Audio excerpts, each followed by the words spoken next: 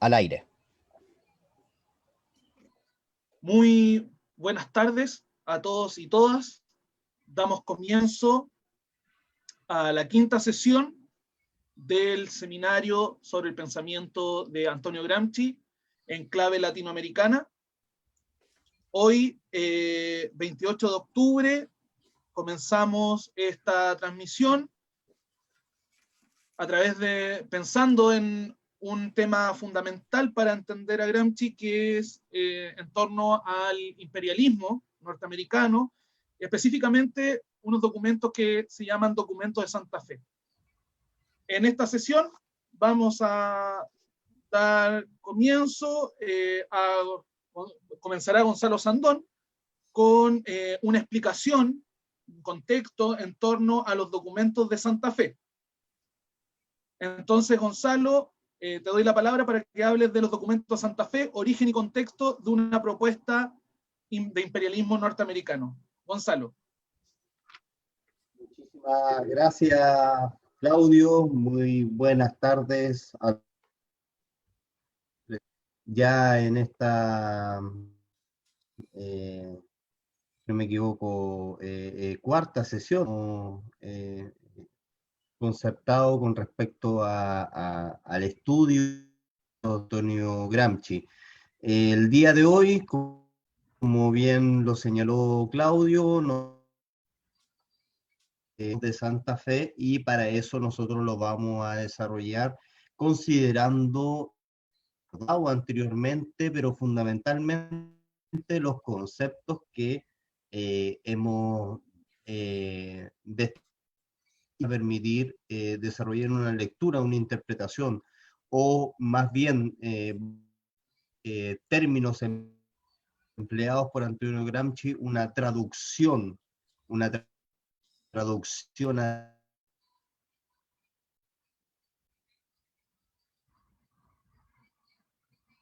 respecto a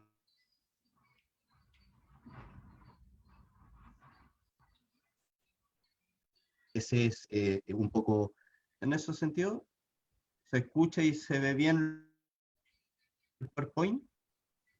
Se escucha medio cortado, ¿Claudio? Gonzalo. Sí, Gonzalo, cortado. Te recomiendo quizás que apagues tu cámara. Ya, pero ¿se Mejor. comparte la pantalla por casualidad? Sí. Sí, eso se está viendo. Ya, voy a apagar la pantalla, a ver si reduzco. Les voy a ver un resto. Ya.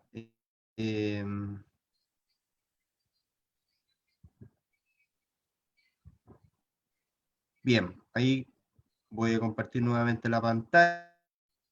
Que ahora sí se me escuche de forma fluida. Lo que vamos a presentar es los documentos de Santa Fe, y lo que ustedes ven a continuación ahí en la primera lámina es el encabezado con el cual se inicia el primero de todos los documentos de Santa Fe. De lo que se tenga conocimiento hasta ahora, existen 4 documentos de Santa Fe, ¿ok? Lo que está ahí entre comillas como bajo el título, encabezado correspondiente al primero de esos documentos, y dice así: el continente americano se encuentra bajo ataque. América Latina, la compañera y aliada tradicional de Estados Unidos, está siendo penetrada por el poder soviético. La cuenca del Caribe está poblada por apoderados soviéticos y limitada por estados socialistas. Es así como de los documentos, para que nos hagamos una idea de qué consiste, de qué trata y más. ¿En qué consiste estos documentos de Santa Fe? ¿A qué se debe su nombre? ¿Cuál es su contextualización? ¿Qué es lo que en este momento señalar? Se trata de documentos con la Fundación Heritage Foundation. Es una fundación conservadora del Partido Republicano Estados Unidos, conocida por fomentar vinculadas al neoconservadurismo, fundación en 1973, y integran en lo que respecta a su redacción, son personas vinculadas a los gobiernos que van a estar ahí instalados, y también vigencia del Estado. Me refiero al Departamento de Estado y también a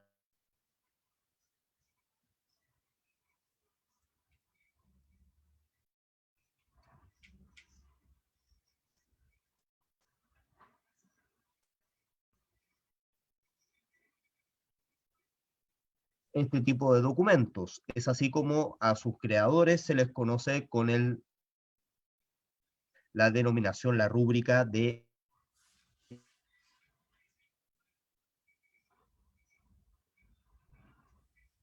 entre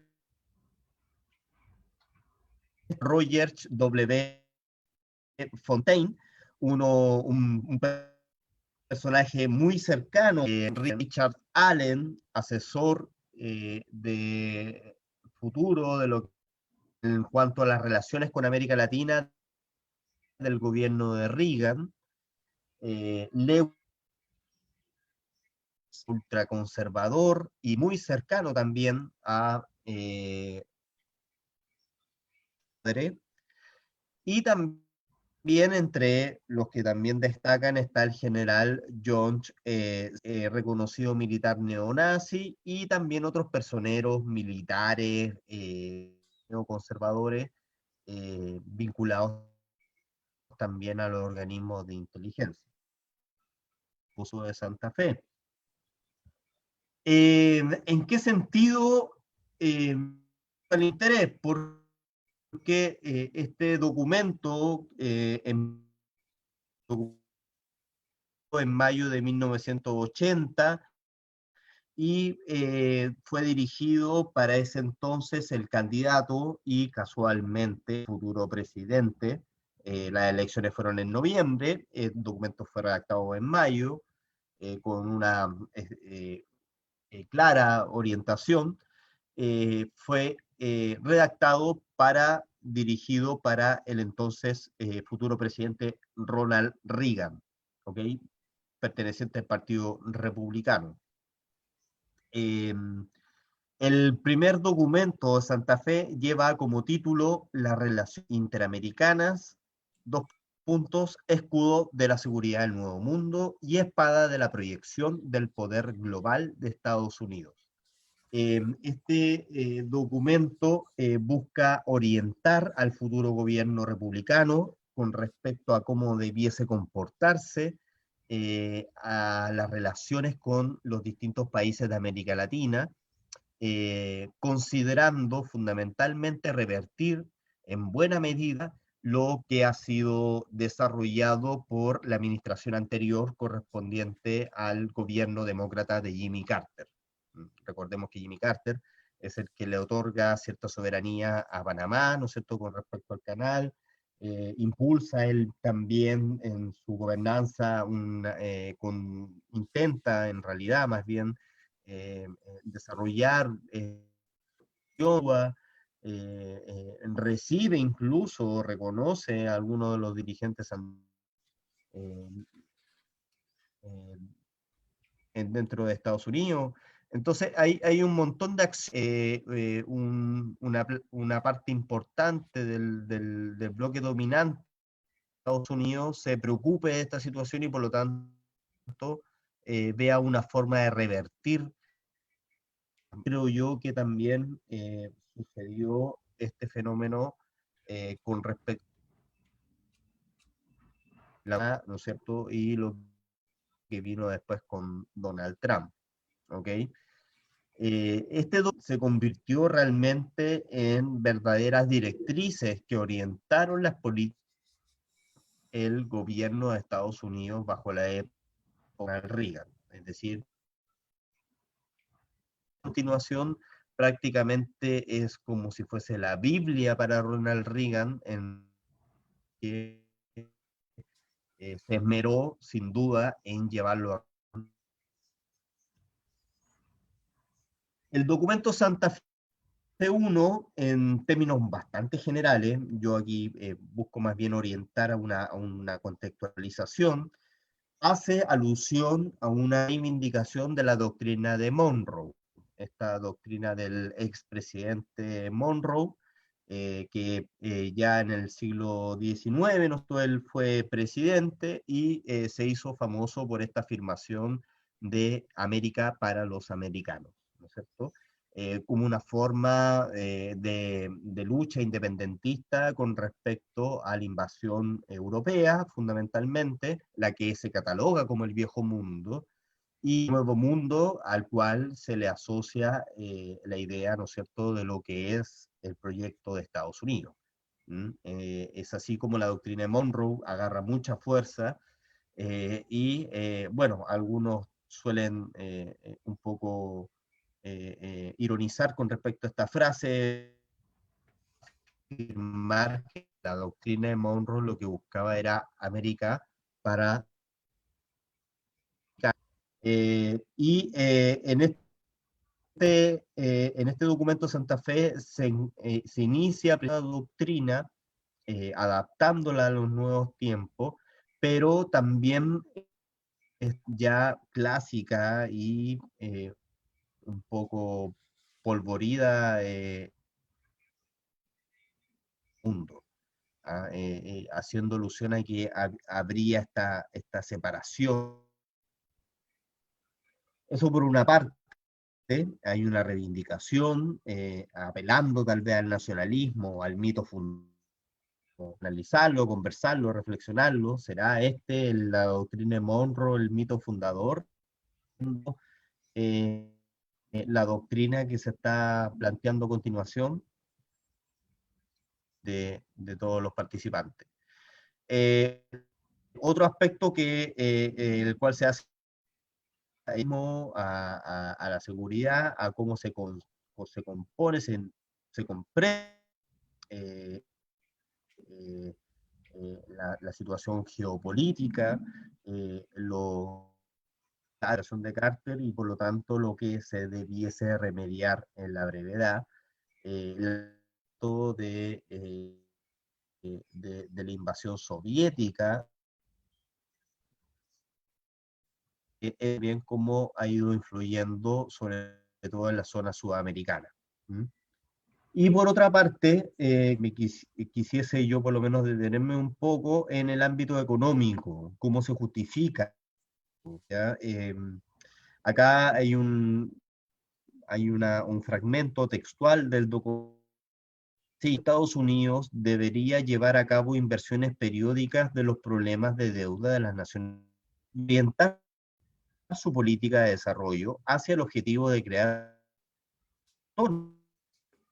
de implementar y coordinar el esfuerzo por establecer un mercado de capitales iberoamericano autónomo, el contar la inversión extranjera privada directa. Sin duda es el axioma con el cual las políticas norteamericanas se envolvieron y en definitiva, por lo menos en lo que respecta a fueron aplicadas prácticamente acá hay una intencionalidad política en el ámbito de la economía que tiene profundas modificaciones en otros ámbitos de la vida societal humana, que vemos con notable explicitez. Este era el objetivo que buscaba, ¿no es cierto?, la política desarrollada precisamente de estos documentos y que fue sin duda aplicada a nuestro territorio nacional. Bien, con lo que respecta al documento Santa Fe 2, este fue redactado en 1988. Se estimaba que los documentos Santa Fe más o menos tuvieran una vigencia entre 4 o 6 años, lo que durara un gobierno administrativo legal. Pero la verdad es que se fueron volviendo cada vez más famosos estos documentos, comenzaron a tener cada vez más importancia, más preponderancia. Debido a eso es que fue redactado con el fin, en este caso, de generar un asesoramiento de George W. Bush, que fue el que siguió a Ronald Reagan. El título del documento de Santa Fe lleva el siguiente, que está entre comillas, una estrategia para América Latina en la 90. Aquí destaco cómo se encabeza, cómo se inicia el inicio de este documento. Se titula así: la amenaza, las Américas aún son objeto de ataque. Es decir, se afirma este axioma, ¿no es cierto? De ahí se parte, se basa, y nuevamente en el documento Santa Fe II. Es decir, las Américas, este continente, ¿no es cierto?, objeto de amenaza, de ataque. ¿Para quién? Vaya a saber uno, sigue estando bajo ataque. ¿Ya? El ataque se manifiesta en la acción comunista, el terrorismo y el narcotráfico. Aquí ya vemos cómo estos tres elementos son estrechamente vinculados, ya debidamente relacionados, y por lo tanto aquel que fuese inmediatamente es narcotraficante, inmediatamente es terrorista, y eso permite, ¿no es cierto?, una asociatividad de mayor alcance, sobre todo en el sentido común. La capacidad de lucha de las democracias latinoamericanas para combatir estos ataques ha sido socavada por un estancamiento económico en toda la región, agravado por la deuda. Tenemos que mencionar que este documento es escrito después de las variadas crisis económicas desatadas en la década de los 80, de las cuales venían ya de salida, ¿no es cierto?, en algunos casos, con menos dificultad, y en algunos casos orquestando democracia incipiente, bastante, y que buscaban, en definitiva, reinventar procesos militares, no así la hegemonía que estaba ya respecto a nuestro continente, a propósito del imperialismo norteamericano. Aquí en esta ocasión, ¿sí? Te quedan 5 minutos de los que pediste.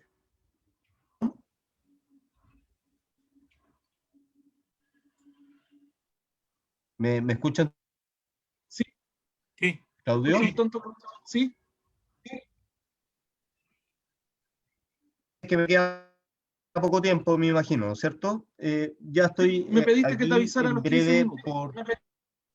Muchas gracias. Y ya estoy finalizando. Con esto lo que quiero señalar cómo es para siendo lamentablemente, ¿no es cierto?, nuestra América. Y se plantea que esta red comunista, subversiva y terrorista se extiende desde Chile, sur de México, hasta Chile, haciendo toda la costa del Pacífico al sur de conflicto abierto. La declaración de guerra se parece mucho, ¿no? Algo tiene de similitud,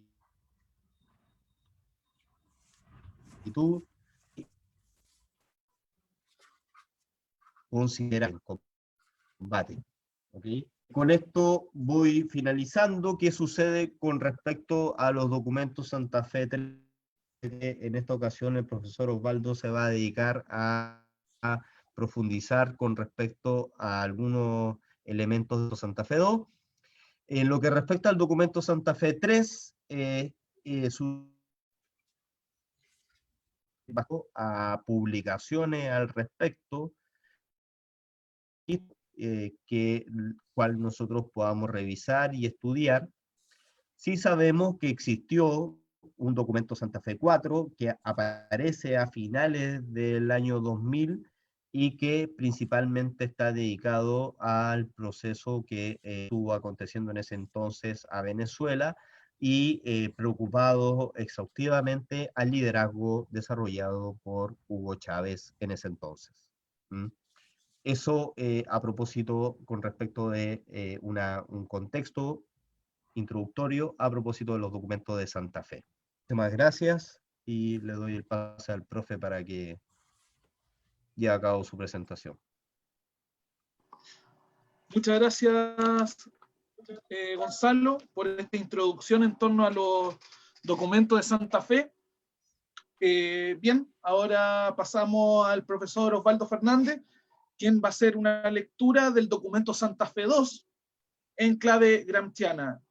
Profesor, usted me pidió 30 minutos, le voy a avisar cuando hayan pasado 25. De acuerdo. ¿Sí?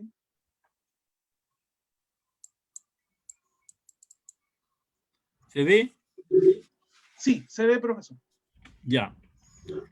El título va a quedar más o menos claro más adelante, ¿no?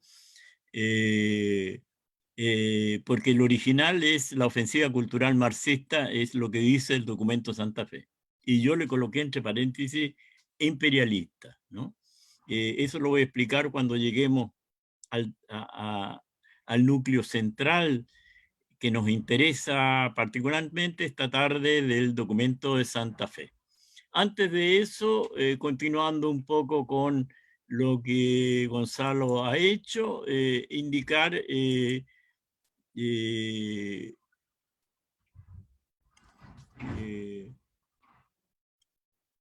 digamos,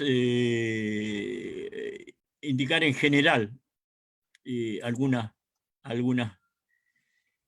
citas, ¿no? de este documento de Santa Fe que me llamaron la atención, ¿no?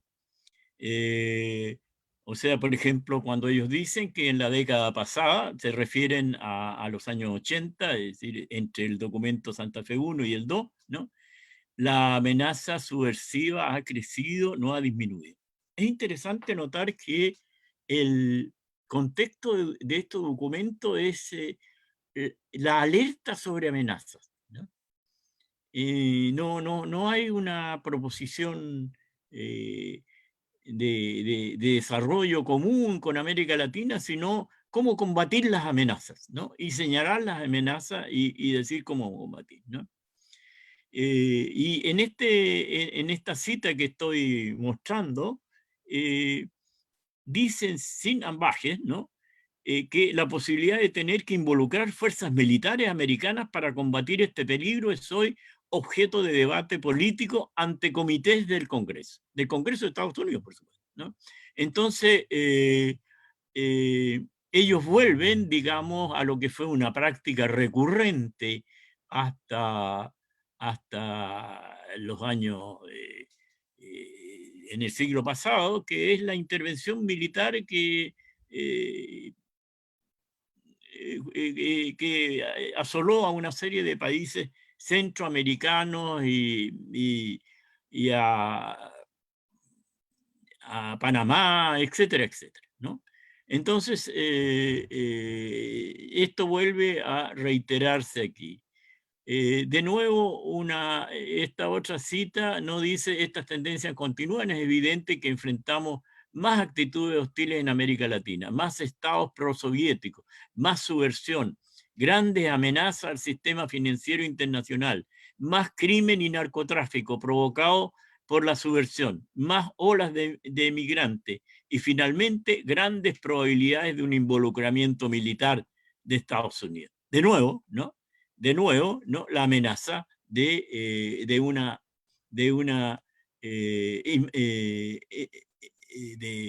intervenir militarmente en Estados Unidos, en América Latina, perdón, ¿no? Es decir, la característica de estos documentos es que para ellos América Latina es un patio trasero, ¿no? Sobre el cual ellos tienen potestad, ¿no? Y que como hay una novela de George Orwell, es decir, es la rebelión en la granja, ¿no? Y que hay que irla entonces a solucionar o a intervenirla de alguna manera. En nuestra cita dice, nuestro concepto de régimen significa tanto el gobierno temporal como el permanente. En la democracia, el gobierno temporal es oficialmente elegido. Este es un criterio importante, y el gobierno permanente son las estructuras institucionales que no cambian con el resultado de las elecciones. Pongan atención a la enumeración: la institución militar, la judicial y la civil. Para ser democrática, la sociedad debe apoyarse en un régimen responsable de esa democracia. Esta distinción va a operar en los documentos antes de y va a ser planteada enseguida con mucha claridad. Es decir, ya no apoyar a los gobiernos que han sido elegidos porque duran poco, hay que apoyarse en las instituciones permanentes, ¿no? Más adelante va a agregar claramente a esta lista a la Iglesia, ¿no? Ahora, dice entonces, tanto el gobierno permanente habla de un nuevo peligro, ¿no? Que no lo había señalado antes, ¿no? Además de los que enunció Gonzalo, ¿no? Y este nuevo peligro es el estatismo. Y entonces dice que está presente continuamente el estatismo. Esto tiene que ver con que en ese momento ya se estaba imponiendo en toda América Latina la política neoliberal. Y la política neoliberal entonces significaba una subsidiariedad del Estado, es decir, quitarle al Estado gran cantidad de potestad y la obligación de asistir al ciudadano en los problemas que conciernen a su vida total, ¿no? La educación, la salud y la previsión, que son los males que vemos hoy en día, vienen de ahí, digamos, ¿no? La pandemia ha cundido en gran medida por las políticas, malas políticas de salud en todo el mundo, ¿no? En todo el mundo, salvo en países muy destacados como Cuba, por ejemplo, o como últimamente hubo una noticia donde aparecía alguien que de repente fue mostrado como un monstruo, qué sé yo, que era el llamado dictador de Corea del Norte. Sin embargo, en Corea del Norte no hay ningún caso de coronavirus, ¿no? Ahora, tanto el gobierno permanente como el temporal persiste el estatismo, ¿no? Esa es lo que yo destaqué de esa otra cita muy rápidamente, ¿no? Para llegar entonces a introducir la temática, ellos dicen, pero el problema de fondo es cultural. Se trata de la lucha sobre qué régimen es mejor.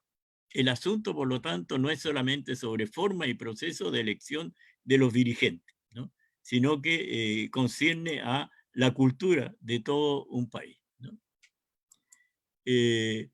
Los políticos norteamericanos deben enviar el siguiente mensaje claro y firme: el buen vecino ha regresado y vino para quedarse, ¿no? Es decir, ahí vemos claramente, digamos, lo que Estados Unidos se propone. Bueno, aquí dice entonces la ofensiva cultural imperialista, ¿no? Y de nuevo, ¿no? Para explicar por qué cuando decía la ofensiva cultural marxista, yo le coloqué imperialista, ¿no? Porque en el fondo estos documentos hablan más bien de eso que de la ofensiva cultural marxista, ¿no? Vamos a hacer una lectura al revés. Soy yo el que está hablando en este momento, no el documento. Vamos a leer lo que ellos llaman ofensiva cultural marxista como el lineamiento general de una ofensiva cultural imperialista. El Gramsci que los alarma a ellos, a Estados Unidos, es el Gramsci que resulta, en mi criterio, en gran medida de la lectura socialdemócrata de Gramsci en América Latina, ¿no? y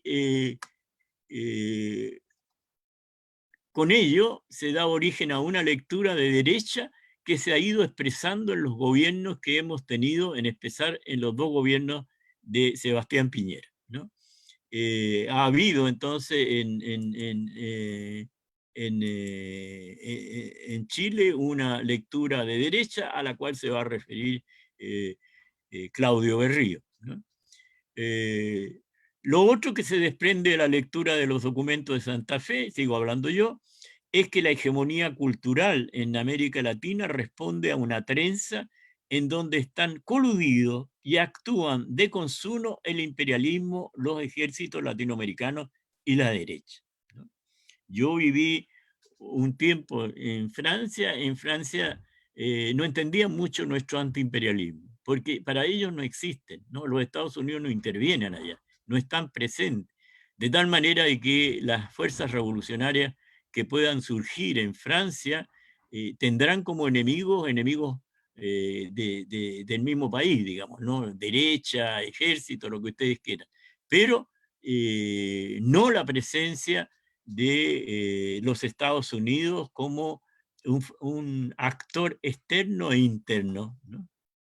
Bueno, ahí empieza el texto que yo voy a leer junto con ustedes. Nos dice: Antonio Gramsci, innovador teórico marxista, estudió las relaciones de los valores que tienen los pueblos para la creación de un régimen estatista, ¿no? Gramsci argumentaba que la cultura o la red de valores en la sociedad mantiene su primacía sobre la economía, ¿no? Entonces destacan ellos, la palabra cultura va a abundar en este segmento, en este fragmento que yo estoy analizando, ¿no?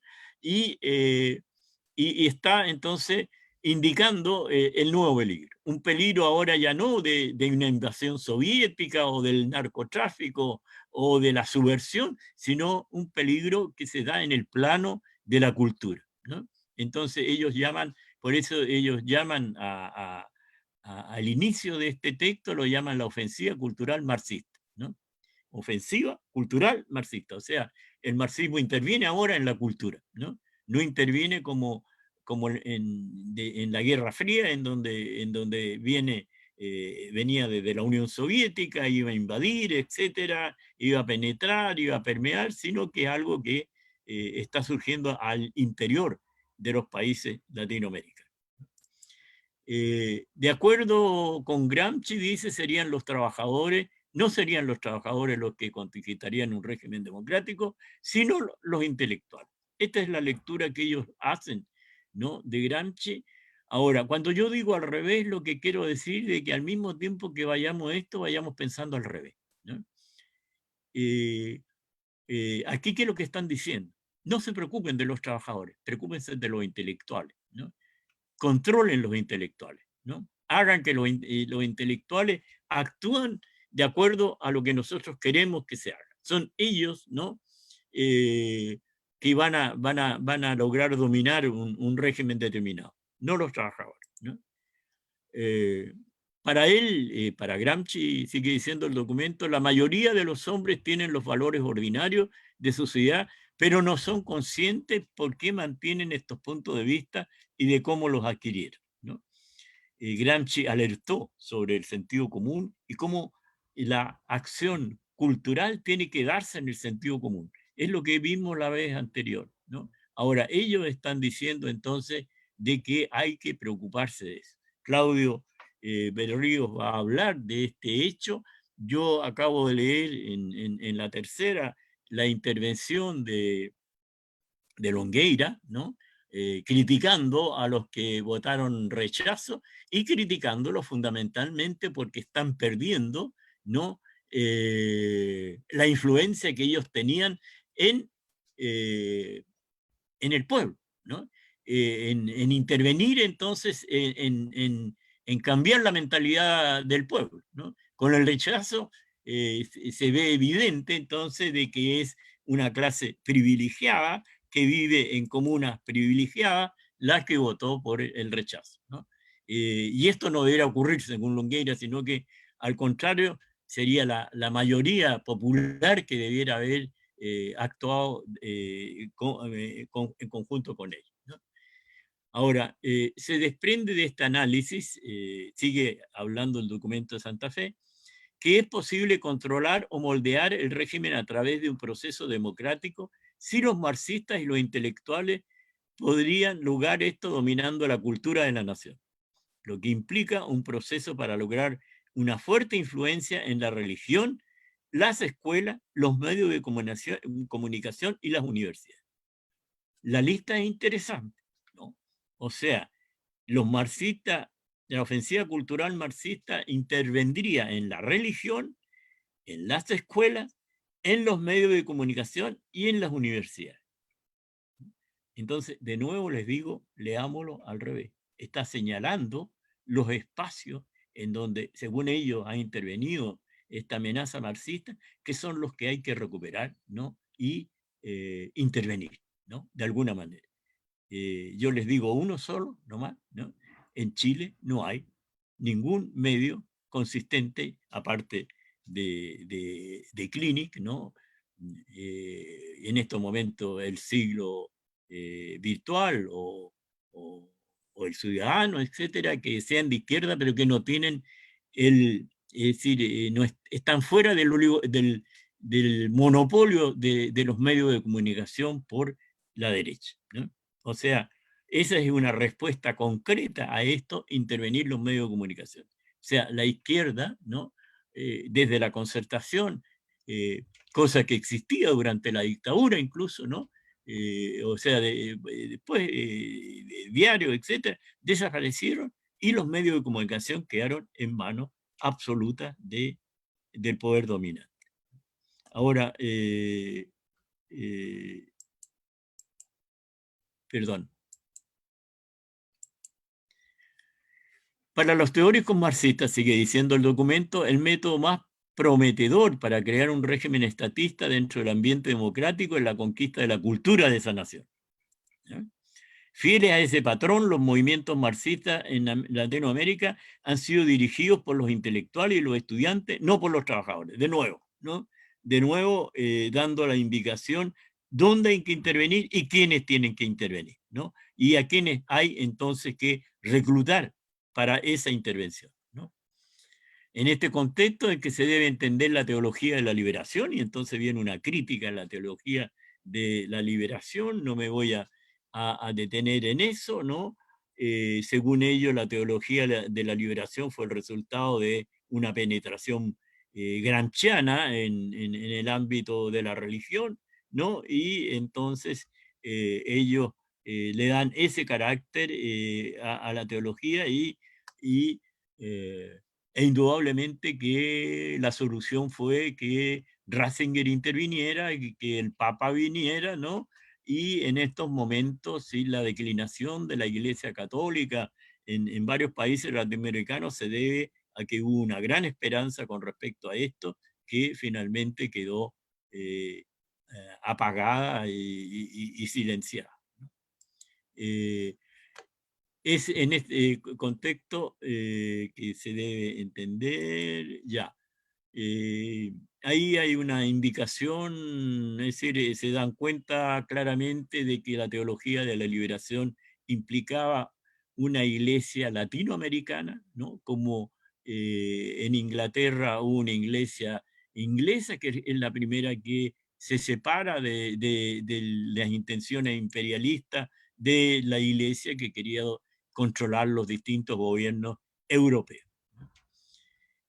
Después dicen que el ataque no está dirigido solo a uno o dos aspectos de lo cultural, ¿no?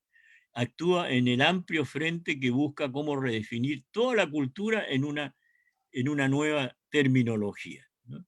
Ahí también leído al revés, es decir, porque lo que ellos señalan sobre América Latina ojalá hubiera pasado, ¿no? Ojalá hubiera pasado, pero en verdad no estaba lejos de eso. En cambio ellos revierten la cosa y están diciendo esta debe ser la manera como los Estados Unidos y los países latinoamericanos debemos actuar en conjunto para realizar una ofensiva cultural a fondo y en toda la cultura de los países, ¿no?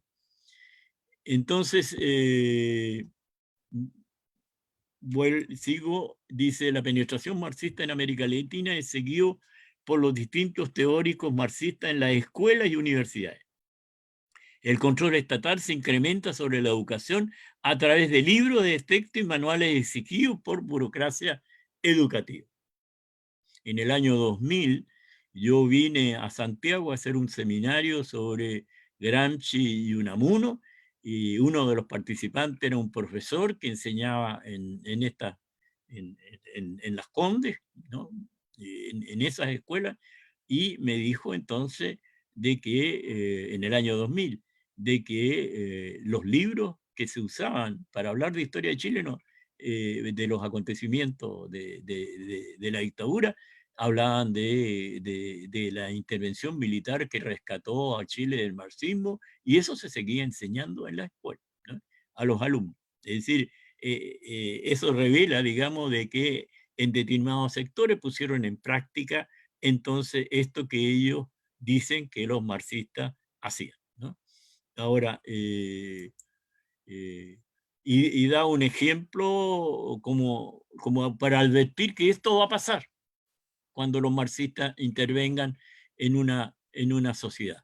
Un ejemplo típico que dio el gobierno de Lázaro Cárdenas, que fue uno de los primeros gobiernos democráticos que hubo en América Latina y que nacionalizó el petróleo y le dio estabilidad. Ahí se acaba, según muchos, los vaivenes de la Revolución Mexicana, ¿no? Fue Lázaro Cárdenas, ¿no? Y que entonces, claro, se afirmó el materialismo dialéctico en la base de la filosofía de la educación mexicana, según ellos, ¿no? Entonces, eso es para ilustrar esta amenaza, ¿no? El predominio de la izquierda en los medios de comunicación, de nuevo, ¿no? Ha sido también en este contexto. Ninguna elección democrática puede cambiar las tendencias hacia el régimen estatística si la industria de la concientización, ¿no? A eso se refiere a los medios de comunicación, está en manos de intelectuales estatistas, ¿no?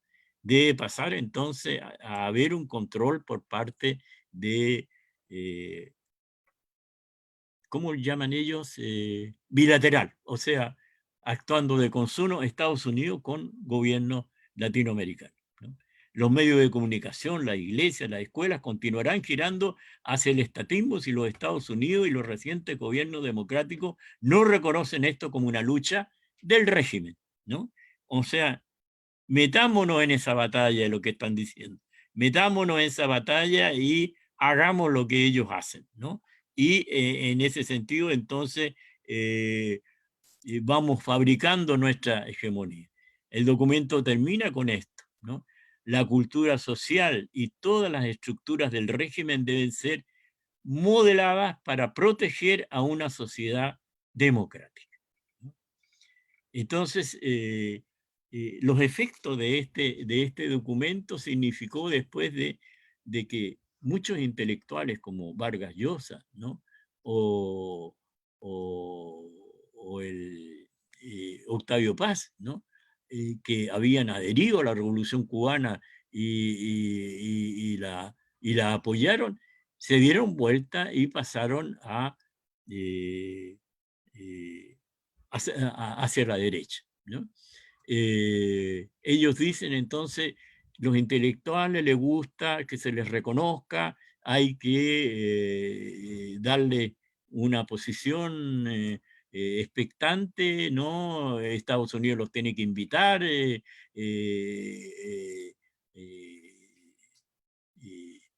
homenajearlo, etcétera. Y esto significó entonces de que empezaron a reclutar. Cuando en los años 70, 80, el centro para la formación de gente que salía del extranjero era Europa, Francia fundamentalmente, ¿no? Después de la intervención militar, empezó a ser, después de la concertación fundamentalmente, Estados Unidos. Lo prestigioso de ir a la Universidad de Stanford, ¿no? Y no a la Universidad de París, ¿no? Eso revela entonces cómo iban poniendo en práctica, es decir, el fin de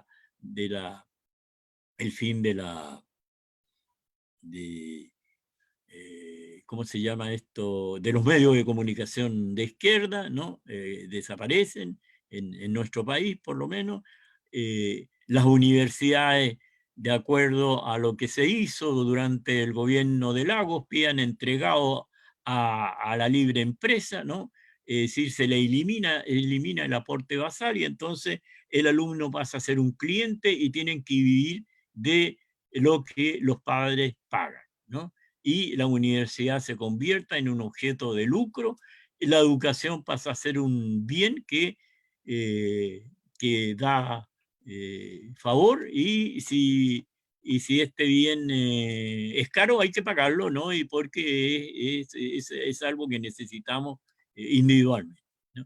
Bueno, estas son algunas píldoras para mostrar entonces que ellos hicieron una lectura, que en este documento están enseñando a la derecha cómo hay que leer a Gramsci, ¿no?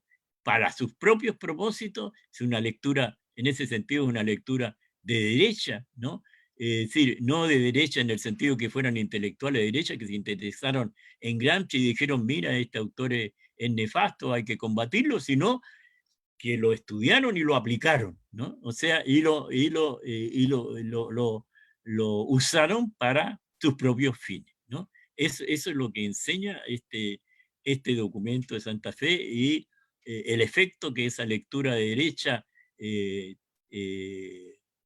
cómo fue seguida en Chile, es lo que va a hablar a continuación Claudio Berrio. Gracias.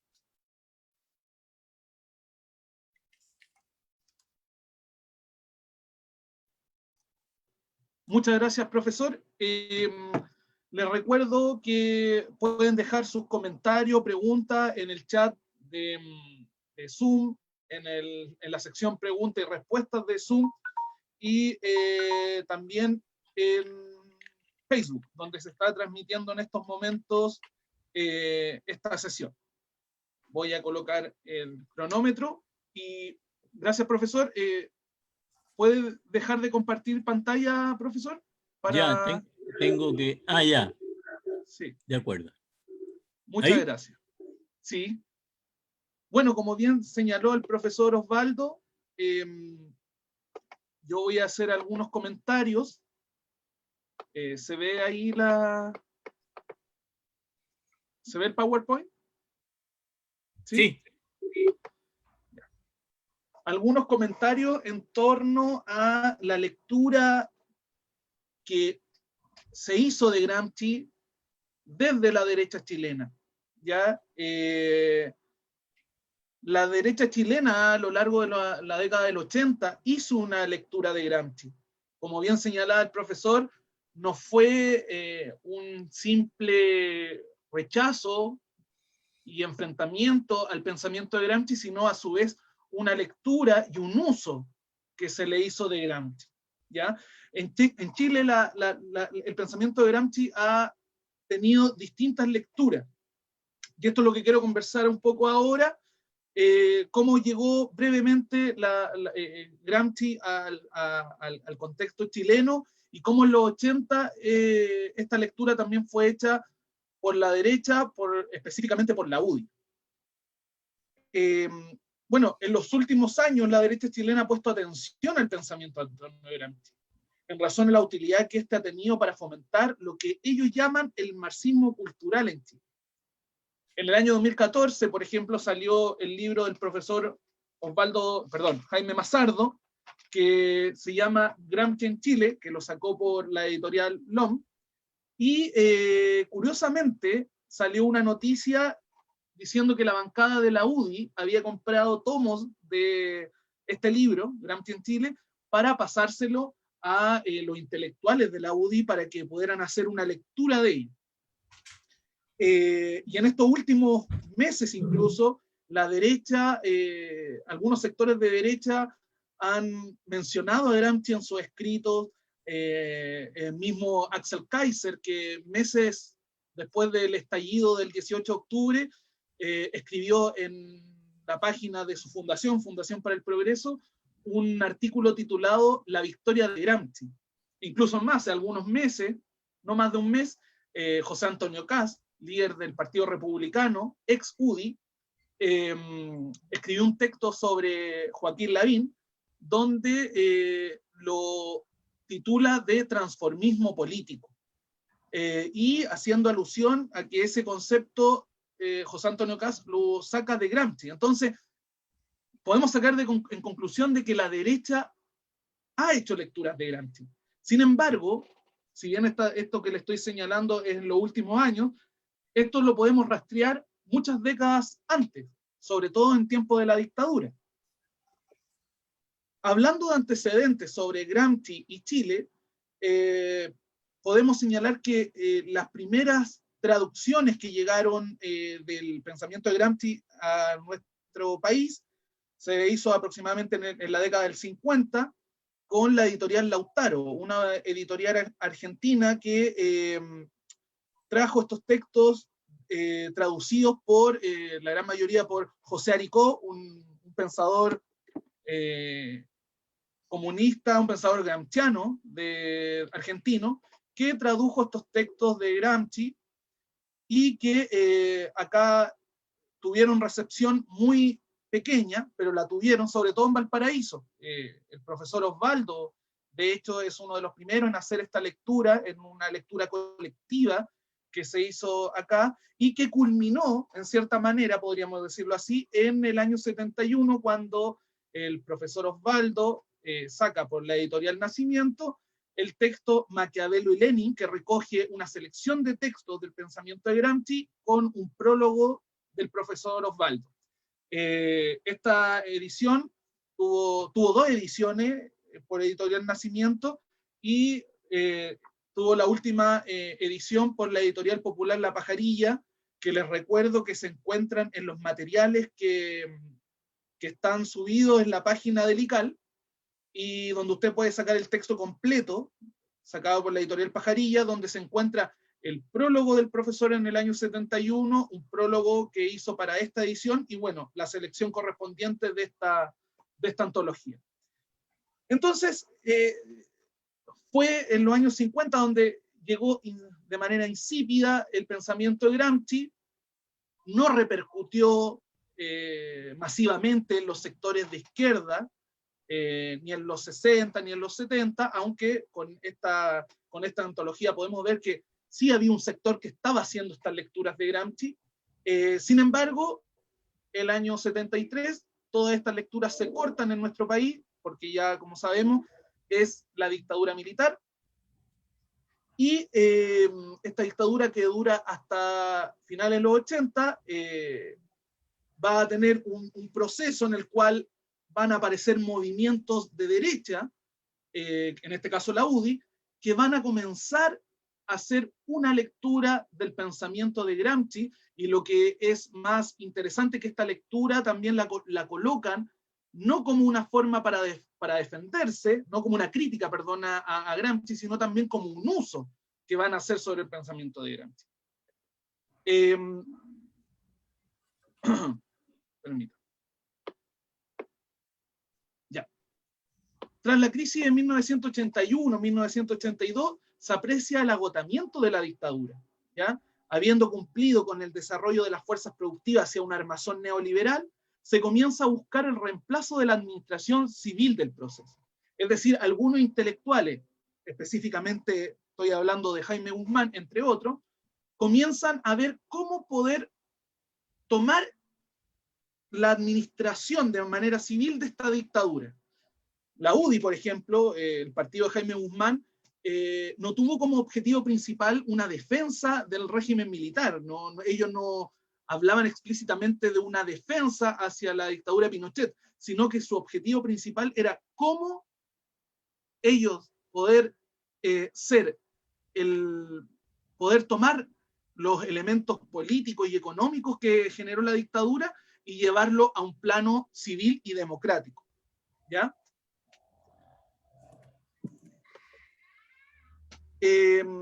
Bueno, acá saco una cita del texto de Jaime Mazardo, que dice lo siguiente, refiriéndose a los años 80. Gramsci atrae ahora la atención e interpela a la derecha política, preocupada por la necesidad de asegurar la permanencia de un sentido común que le asegurara la continuidad de su propia hegemonía. Es decir, aquí hay un hecho importante que señala Jaime Mazardo, que el objetivo principal de esta derecha política, estamos pensando en la UDI, es cómo mantener este sentido común, cómo fortalecer el sentido común neoliberal e individualista que generó la dictadura y darle una continuidad después de que ésta terminara. O sea, la derecha entendía que la dictadura no iba a durar para siempre, que ésta iba a acabar y que tenía que haber un espacio democrático en el cual ellos debieran tomar la dirección de esta hegemonía y ir fomentando este sentido común. Bueno, en Chile, por lo menos las primeras lecturas que podemos ver explícitamente sobre Gramsci, la encontramos aproximadamente en el año 1986. De hecho, en el Mercurio, en mayo de 1986, aparece un texto que se llama La hegemonía cultural, desafíos de hoy, y es una entrevista que el Mercurio le realiza, por un lado, a Augusto del Noche, que era un político independiente, demócrata cristiano, y a un teólogo, un religioso italiano, Flavio Capucci, en donde les preguntan acerca de estos conceptos de hegemonía cultural, los desafíos que tiene la cultura occidental, y en este texto se hace explícitamente uso de los conceptos de Gramsci. De hecho, estos dos pensadores italianos de derecha utilizan a Gramsci. Al año siguiente, en 1987, se realiza un congreso, acá en plena dictadura, organizado por la ICAL, por este instituto en el cual nos encontramos ahora, y el Instituto Gramsci de Italia. Este encuentro se llamó Vigencia y Legado de Antonio Gramsci, duró entre el 25 y el 31 de mayo de 1987. Aquí asistieron muchos intelectuales italianos, Antonio Santucci, estuvo el mismo profesor Osvaldo aquí presente, que comenzaron a problematizar el legado y la vigencia que Antonio Gramsci tenía para este contexto en particular. Acá yo les voy a dejar les voy a leer un pequeño extracto que es de un texto del profesor Osvaldo, que sacó en la revista Araucaria, donde se refiere a este encuentro que se llamó Vigencia y Legado Antonio Gramsci. El profesor Osvaldo señala, dos hechos marcaron este momento de debate teórico. Uno, que se lograra constituir un espacio de real debate, donde la naturaleza específica de la práctica teórica no fue desvirtuada. Dos, y que este debate abriera un importante arco de amplitud y de presencia. Por una parte, porque el pueblo estuvo presente y fue de cierta manera uno de los principales protagonistas del evento, a través de dirigentes sindicales, dirigentes de pobladores, estudiantiles, de los movimientos femeninos, dirigentes mapuche, etc. Y por otra parte, porque se hicieron presentes las diversas tendencias que abarcan el arco de debate de las ideas en el Chile antifascista. Este encuentro tuvo mucha publicidad, salió en muchos diarios, y como bien señala el profesor Osvaldo, acá no solamente hubo intelectuales que hicieran sus lecturas correspondientes de Gramsci, sino que este encuentro se amplió en dirigentes sindicales, dirigentes del movimiento feminista, de estudiantiles, pobladores, etc. Y marcó un hito dentro de la dictadura de pensar a Gramsci en ese periodo y en ese momento. Meses después, recuerden que esto fue en mayo de 1987, meses después, en noviembre, específicamente entre el 9 y el 21 de noviembre de 1987, se realizaron una serie de coloquios que llevaron como título Desafíos actuales de la cultura occidental. Se realizó en la Universidad Gabriela Mistral de Santiago, en la Pontificia Universidad Católica de Valparaíso y en La Serena. Y el objetivo de este encuentro era plantear los desafíos de la cultura occidental frente a esta nueva penetración del marxismo que era Antonio Gramsci. ¿Ya? La gran mayoría de los expositores de este encuentro eran de derecha, habían algunos de sectores políticos de derecha, otros intelectuales ligados también a la Iglesia Católica, y de hecho la gran mayoría de estas conferencias se reunieron en un texto que se llamó Gramsci, la nueva forma de penetración marxista, que ahí ustedes pueden ver la imagen de la portada de ese libro, que salió bajo la edición de la editorial Comunio. Es interesante porque la editorial Comunio es una editorial que nace en los años 70, fundada por el ex Papa Ratzinger, con financiamiento de la Iglesia Católica, y que esta editorial Comunio tuvo como, entre muchos objetivos, promover las ideas de la Iglesia Católica, pero también hacer una crítica directa al marxismo-leninismo y específicamente también al pensamiento de Antonio Gramsci. ¿Ya? Bueno, en esto, como dije, este texto reúne una serie de estas conferencias que se realizaron en La Serena, Valparaíso y Santiago. Incluso aparece un documento que es lo que se debatió en televisión abierta, dirigido por este animador de esos años, Juan Guillermo Vivado, que fue un encuentro donde se habló en TVN acerca del pensamiento de Gramsci, al cual lo catalogaban como neomarxismo, ¿ya? Obviamente todo esto desde un espectro de derecha. Y les dejo acá una cita interesante que que es de la introducción de este texto que se llama Gramsci, la nueva forma de penetración marxista, que fue escrito por Jaime Antúnez Aldunate, que era, bueno, de derecha, ligado a la Iglesia Católica y comentarista del Mercurio.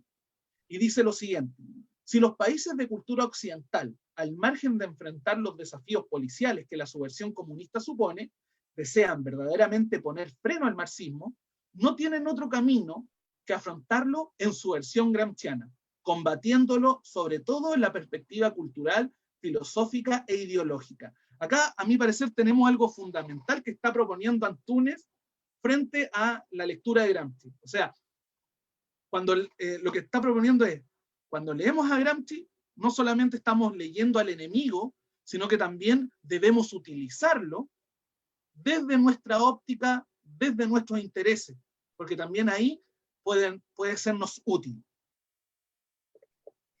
Y acá nos lleva a un elemento particular que es la UDI, la Unión Demócrata Independiente. Este movimiento, que fue fundado por Jaime Guzmán, que fue uno de los involucrados en la redacción de la Constitución de 1980, este partido nace en la década del 80 y tiene como objetivo reunir a un nuevo tipo de derecha.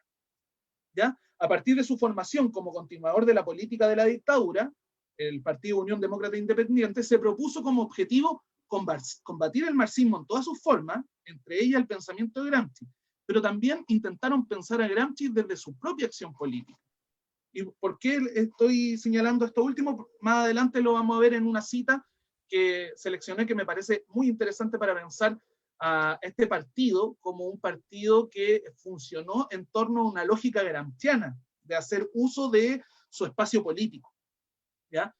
Lo primero que les voy a mostrar es la declaración de principios de la UDI, que fue hecha en el año 91, y este punto que está acá es el punto 12, que lleva como título El nuevo rostro del marxismo. Y dice lo siguiente: el avance contemporáneo conduce a que progresivamente desaparezca el proletariado como la fuerza con el perfil y la influencia que se le adjudicó en la sociedad industrial. El mundo se sitúa hoy en la era postindustrial, con una desarrollada economía de servicios y una ampliación del ámbito de las decisiones individuales, propio del progreso tecnológico actual. Ello torna cada día más obsoleta la estrategia leninista para establecer la dictadura del proletariado. El marxismo modifica así su fisonomía hacia enfoques más sutiles, como el de Gramsci, que preconizan apoderarse de las sociedades libres a través de la erosión de sus instituciones fundamentales y del dominio de la cultura. Para ello se fomenta la destrucción sistemática de los valores cristianos, especialmente los referidos a la familia y las costumbres públicas y privadas. el debilitamiento del matrimonio, la legalización del aborto y la perversidad frente a la pornografía y las drogas son síntomas que, aunque de variados orígenes, se fomentan o aprovechan por esta nueva expresión gramsciana del marxismo que hoy amenaza incluso a los países más desarrollados de Occidente. Enfrentar los peligros que entraña dicha agresión contra el espíritu y los valores de la cultura occidental y cristiana es una obligación de especial actualidad que Unión Demócrata Independiente asume y respecto de la cual alerta a los chilenos.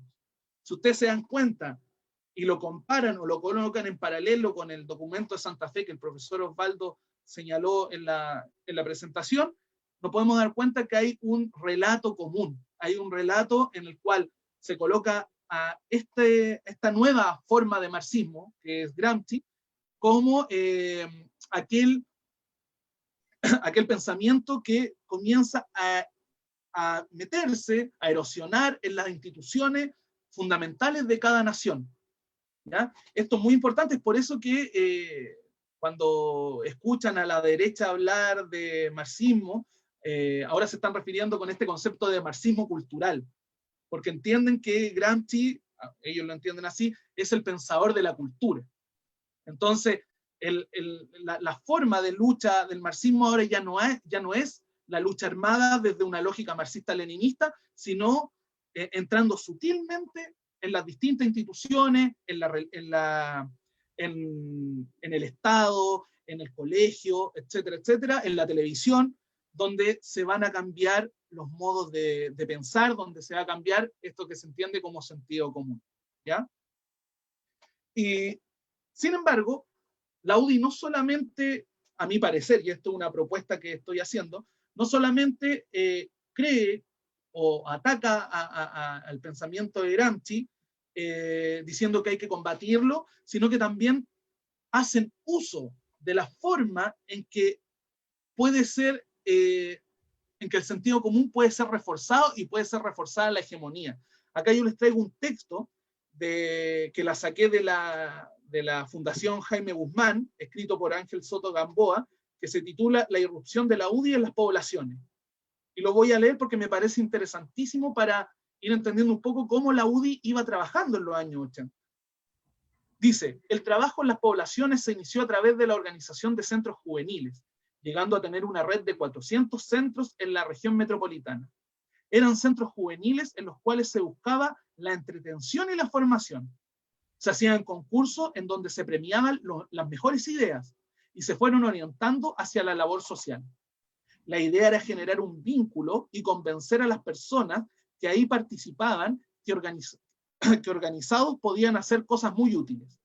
Nunca se produjo un rechazo por la presencia de Jaime Guzmán, que aparecía cuando el grupo estaba maduro, y este les hablaba de los que les interesaba y nunca de política, permitiéndoles crear vínculos muy estrechos. Muchos de estos jóvenes, posteriormente, cuando llegó el momento de formar la UDI, participaron en ella porque los conocían, además de ser gente con la cual ya habían tenido mucho contacto. Ello hizo que pudieran emerger la UDI en las poblaciones con mucha naturalidad. Y aquí una cita que señala Joaquín Lavín.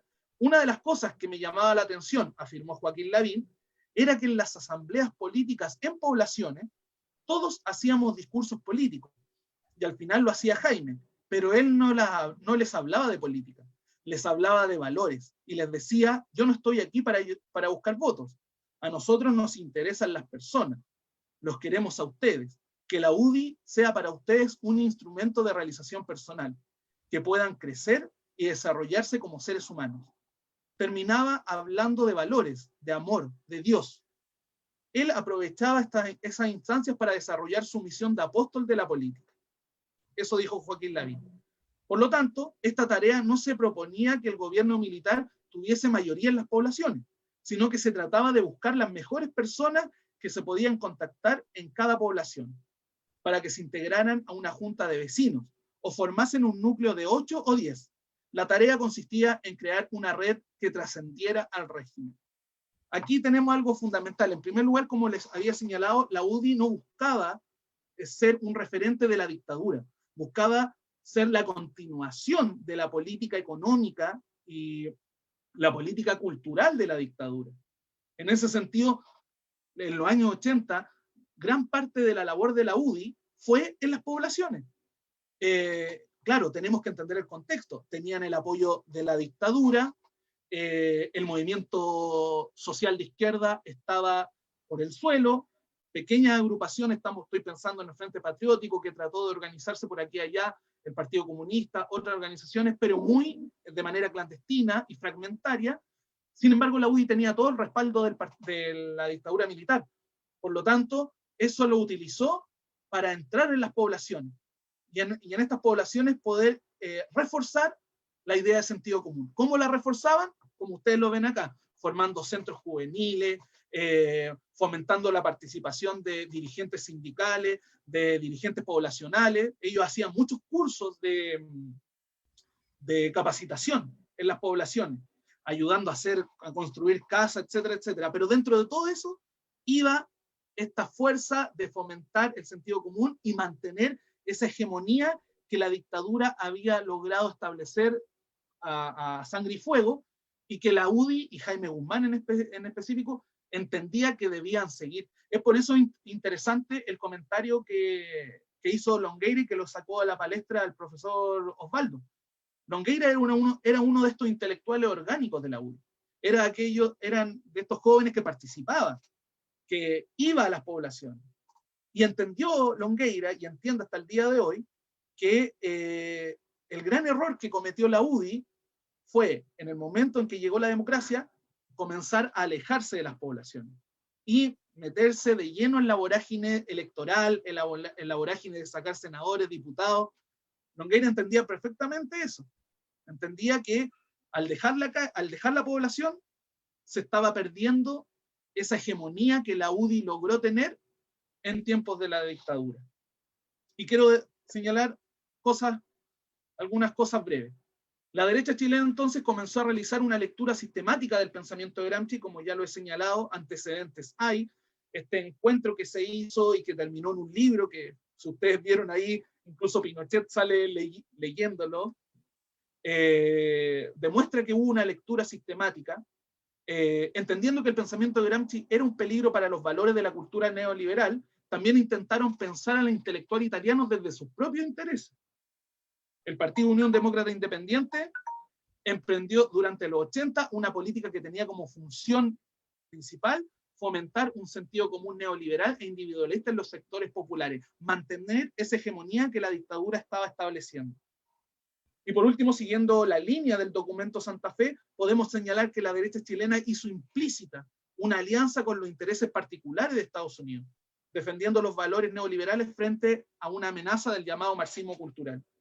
Si hoy como les dije en un comienzo, se está volviendo a leer a Gramsci desde la derecha, es porque están viendo la derrota que entre los 90 y los 2000 la derecha ha tenido. Una derrota que se hizo, a mi parecer, a partir de esta reestructuración, en particular de la UDI, que dejó de lado la población y se metió en esta vorágine política electoral.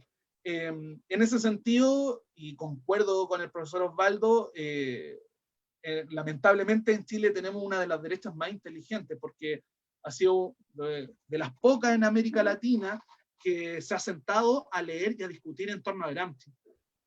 Como les dije, ustedes pueden revisar en internet la Fundación para el Progreso, que es la liderada por Axel Kaiser.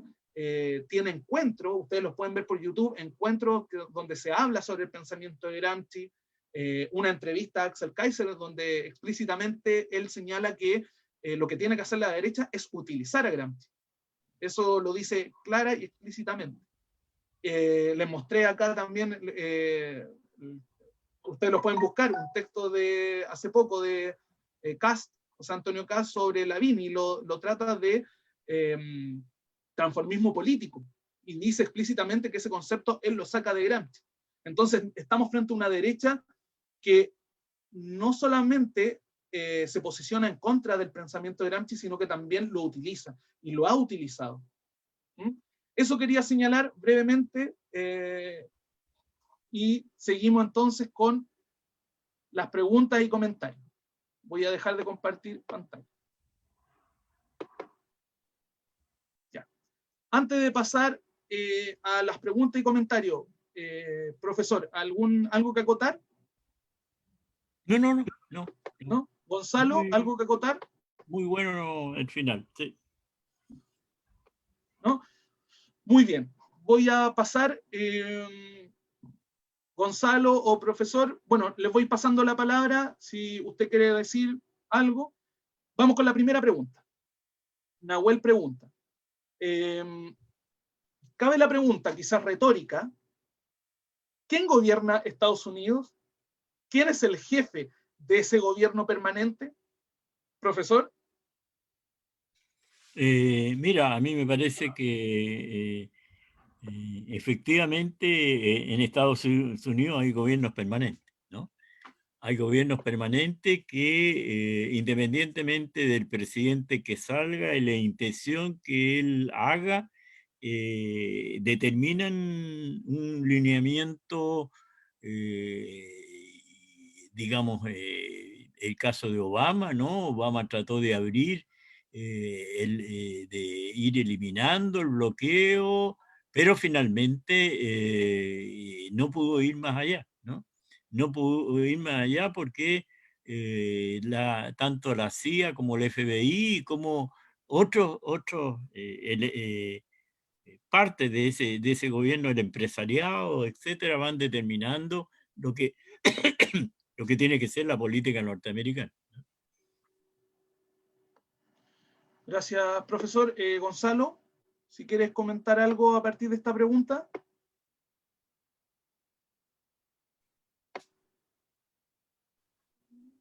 ¿No? ¿No? No, Perfecto. no puedo. ¿No? Por ahora. Gracias. Ya. Perfecto. Vamos a pasar a otro comentario.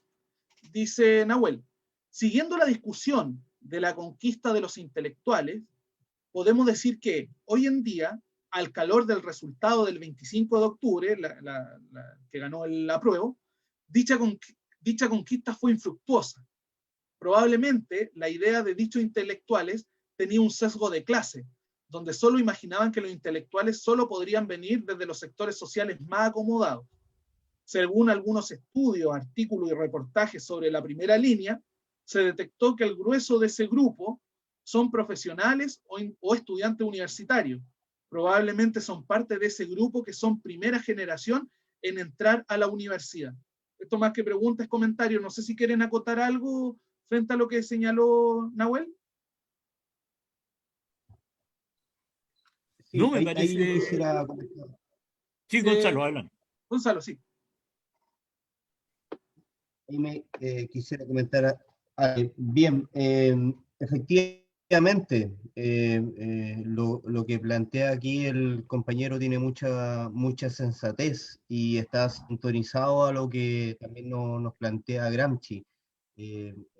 Cabe destacar que el concepto intelectual no es el concepto de la persona dedicada al estudio en la biblioteca, analizando texto tras texto, no es es el personaje que simboliza al intelectual en el caso de Gramsci. El intelectual, principalmente para Gramsci, no es el que la piensa, sino el que la hace. ¿Ah? Ese es el principal intelectual. ¿Ah? No el que la anda pensando, sino el que la viendo. Es por eso que si nosotros le hiciésemos esta pregunta, ¿no es cierto?, a Gramsci, ¿cuál es el fundamental intelectual y filósofo de su época? Sin duda él nos va a responder que fue Lenin. Y fue Lenin precisamente porque él fue capaz de hacerla, es decir, la acción. El intelectual, en el intelectual ya está, en el concepto no está solamente elaborado el concepto de la idea, de la teoría, sino que ya está contaminado, adosado el asunto de la acción, del hacer, de cómo esa idea, esa teoría se resuelve, se problematiza. ¿ah? Eso es importante. Entonces, el intelectual no es una persona dedicada al asunto de la teoría, el intelectual es una persona dedicada al hacer. El intelectual para Gramsci fundamentalmente es el militante que se forma, que se prepara, que se condiciona, que genera las capacidades, las habilidades producto de esa formación para poder desarrollarse en su de intelectual y de dirigente. ¿Ah? Es bastante importante aquí también en el concepto intelectual detenernos un poco en la dicotomía entre dirigente y dirigido, ¿no es cierto? Nosotros hemos profundizado un poquito antes en las sesiones anteriores, pero para resumirlo un poco, ¿no es cierto? Hay algo hay una concepción de mundo que está operando, ¿no es cierto? Nosotros asumimos una cierta posición social en el lugar donde nosotros nos ubicamos históricamente, ¿no es cierto? Y de acuerdo a ello generamos una determinada concepción de mundo. Entonces, por ahí va. ¿Mm? Somos intelectuales no por el hecho de pensarla, somos intelectuales por el hecho de hacerla. Eso. Gracias, Gonzalo. Profesor. Sí, mira, yo complementaría una cosa, no creo que el elemento de que sean los sectores que recién están educándose, una cosa así, sino que yo creo que tiene que ver con una trayectoria de lucha, ¿no? Una trayectoria de lucha de la cual nosotros hemos hablado, ¿no? Que es una lucha que comienza con la rebelión de los pingüinos y antes de eso, y se siguió con las luchas estudiantiles cuya mayor expresión, porque ha habido muchas, ¿no? Su mayor expresión fue el 2011, ¿no? Entonces, una persona no se forma en un determinado sentido tomando en cuenta de dónde procede, ¿no? Carlos Marx no era hijo de obrero, ¿no? Era hijo de un abogado prestigioso, ¿no? Sin embargo, abraza el movimiento revolucionario mundial. Ahora, eso por una parte. Y la otra cosa, eso significa de que nosotros hemos tenido dos momentos de gran educación política, ¿no? Que es el 18 de octubre del 19 y el 25 de octubre del 20, ¿no?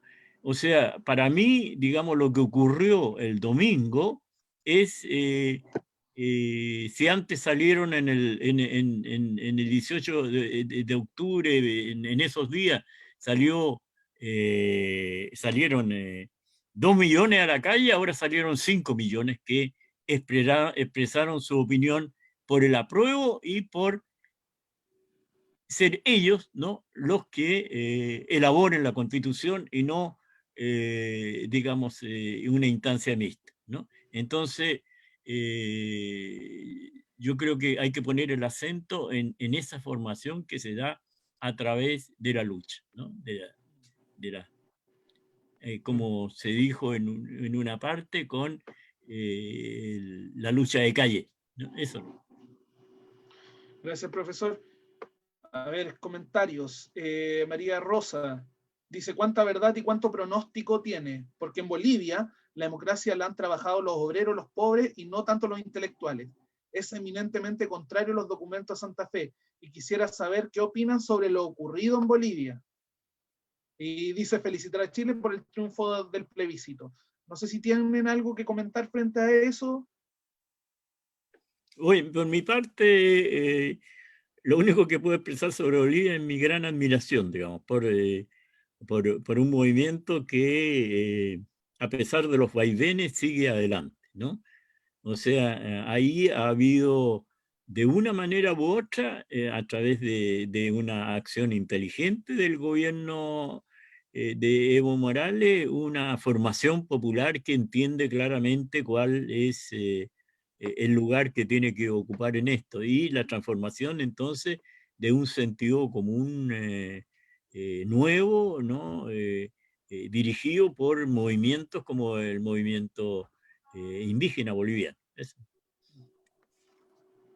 Gracias, profesor. Gonzalo.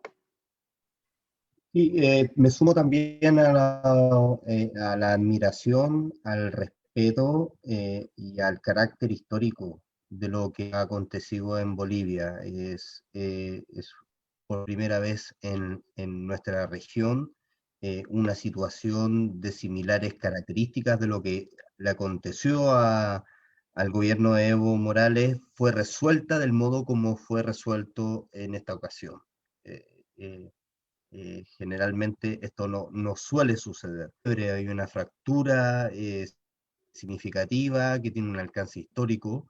Están sucediendo muchos episodios históricos en este fragmento de nuestra historia, ¿ah? Y Bolivia se suma con este gran episodio que rompe sin lugar a duda con una arremetida sostenida, sistemática, bastante insidiosa, eh, em, pero que ha en estos momentos resuelto de este modo. Entonces, así como lo que sucedió el domingo, así como lo que va a seguir sucediendo en otros episodios, no nos olvidemos, en Costa Rica hay un proceso de movilización que no había sucedido tampoco anteriormente. Eso también surge históricamente, ¿no es cierto? Colombia, están pasando episodios también muy potentes. En nuestra región, en nuestra América están sucediendo muchas cosas que tienen alcance histórico y que nosotros ahí en ese entonces tenemos un rol muy importante, ¿ah? Cada uno de nosotros. Eso. Gracias, Gonzalo. De hecho, Wilfredo dice, en Bolivia se da una alianza virtuosa porque el rol de García Linera también fue importantísimo para generar el sentido común de las clases revolucionarias. Cristian Urrea pregunta lo siguiente, asumiendo que la televisión es el principal dispositivo de la industria de la concientización, ¿la ven como necesaria a disputar por la izquierda? ¿Y qué hacer para ello? No sé si Gonzalo, profesor, tengan algún comentario. Sí, no, yo concuerdo con él, es decir, de que es indispensable, ¿no? O sea, a la primera pregunta si es indispensable, me parece que es indispensable. O sea, sería muy importante de que, mira, algo que ocurrió en Francia podría ocurrir aquí. En Francia, en un momento determinado, pues, todos los diarios tenían dificultades para funcionar. Y se aprobó entonces una ayuda estatal a los diarios, ¿no? Y entonces en Francia, La Monité, que es el diario del Partido Comunista francés, que era enormemente difícil mantenerse, ahora, digamos, puede salir todavía cotidianamente, etc. Yo creo que en la prensa podría haber es decir, podríamos dar una pelea en ese sentido y pedir, digamos, así como se pide paridad con respecto al género, pedir paridad con respecto a la opinión política, ¿no? O sea que las distintas expresiones políticas tengan el derecho a expresarse ampliamente, ¿no? Y no de la manera como funciona nuestra televisión. Gonzalo. Yo solamente quiero aprovechar de esa heroica labor que genera Telesur. ¿Ya? Hay un saludo importante. Telesur nos ha mantenido informado de una manera que ha tenido alcances, pero increíbles.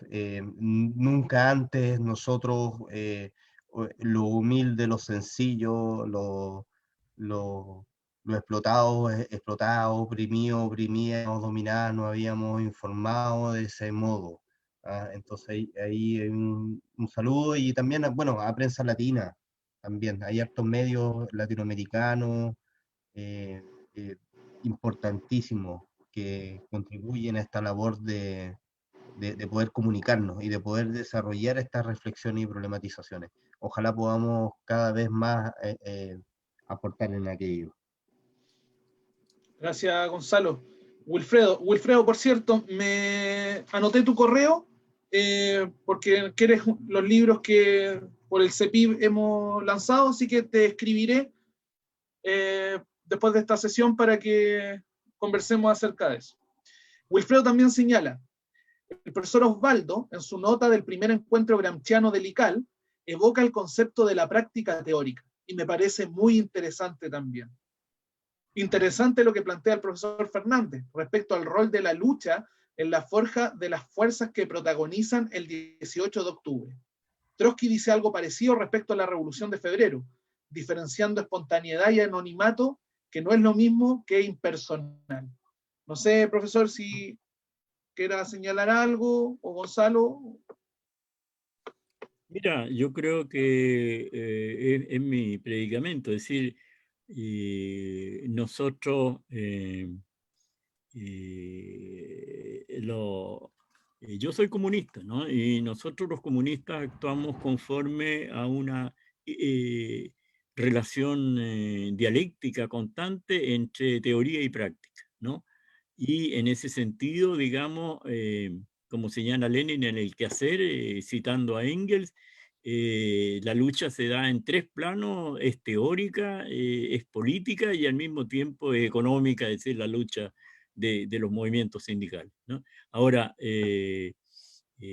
por eso entonces nosotros tenemos que dar la lucha teórica sin bajar el nivel, ¿no? Al mismo tiempo que se desarrollan las acciones prácticas. Es decir, nunca hace falta la teoría, ¿no? La teoría es indispensable en todo momento de la acción de la izquierda, de los pueblos, etc., ¿no? Eso. Gracias, profesor.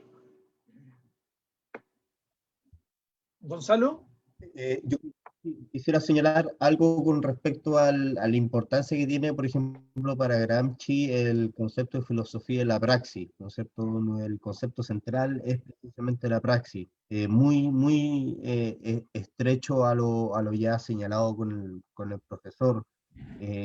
Más bien ahí plantear la propuesta de un concepto que unifique, que sintetice, que resuelva, ¿no es cierto?, estos dos elementos que son fundamentales y que son, la verdad es que analíticamente nos sirven para que nosotros podamos hacer un montón de reflexiones, pero en términos prácticos, concretos, en la vida real, esos elementos se entrelazan más de lo que nosotros incluso seamos capaces de poder concebir.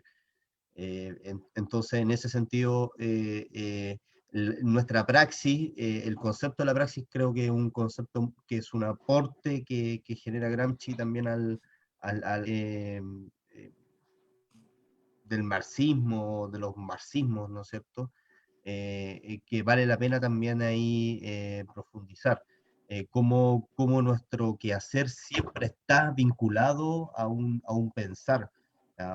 Nuestras acciones están determinadas de algún modo, ¿no es cierto?, con nuestro modo de concebir, de percibir.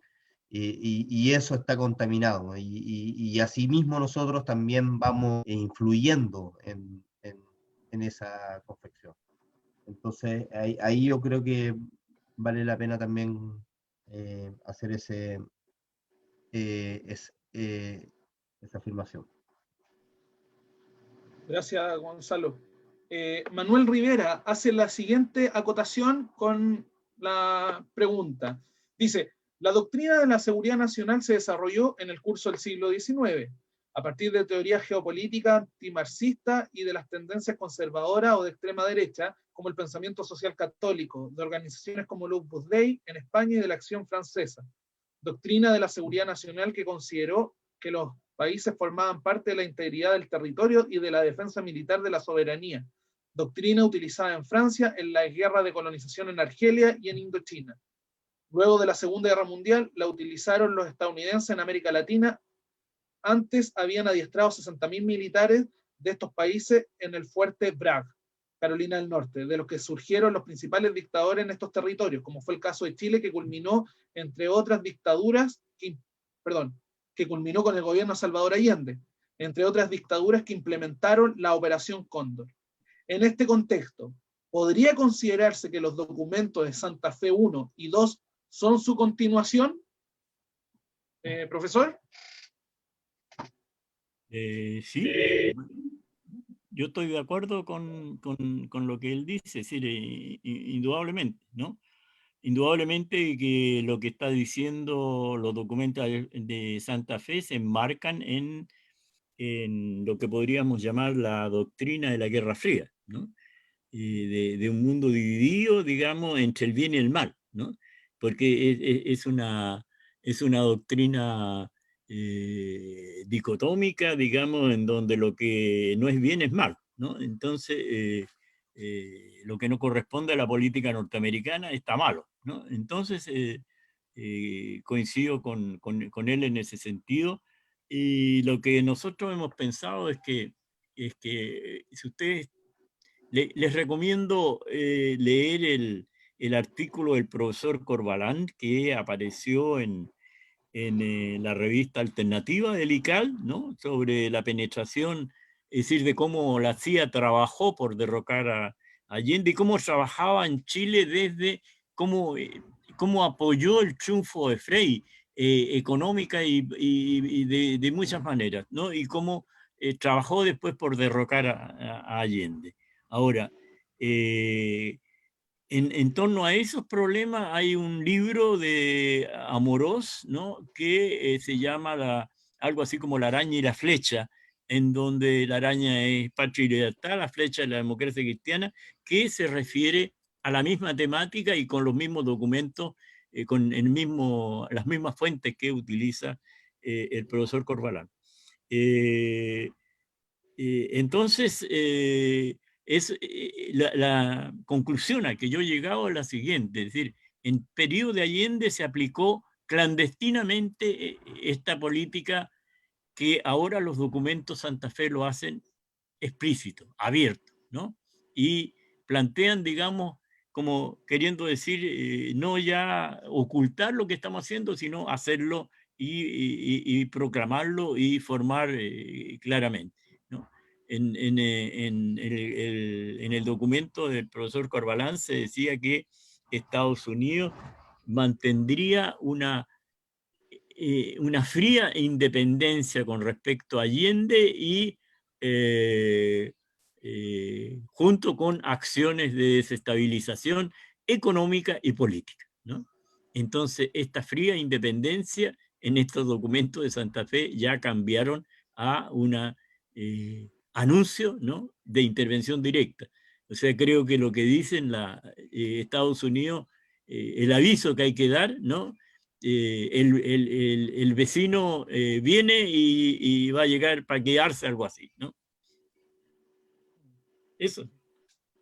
Gracias, profesor. Gonzalo, ¿algo que acotar? Yo complementaría invocando también el concepto de revolución pasiva en Antonio Gramsci, ¿ah? En todo lo que se ha ido reflexionando, en cómo estos documentos de Santa Fe cumplen esa función, van determinando ciertas directrices, no solamente para el gobierno estadounidense, sino que además también para los distintos gobiernos nacionales, latinoamericanos, y cómo se va implementando aquello. En su implementación ahí está la labor, la gestión, ¿no es cierto?, una revolución pasiva.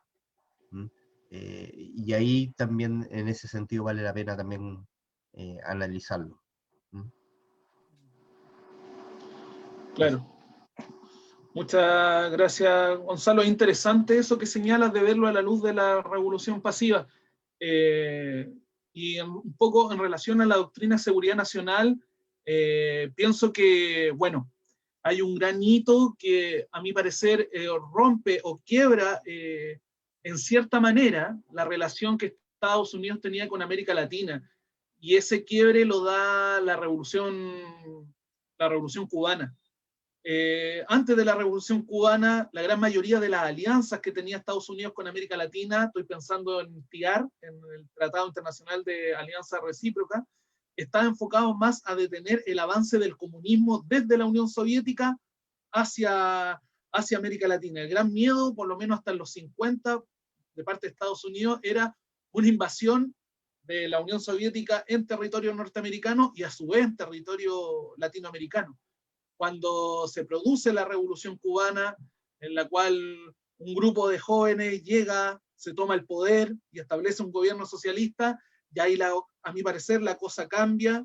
Estados Unidos comienza a pensar en otra forma de plantearse, como el apoyo a las dictaduras militares y lo que significa el tema del enemigo interno. El enemigo interno es un factor fundamental para entender en América Latina el actuar de Estados Unidos. Eso quería señalar un poco. Voy a buscar otro comentario. Bastián Pérez pregunta: ¿cómo retomamos la educación política en los barrios y poblaciones durante el proceso constituyente?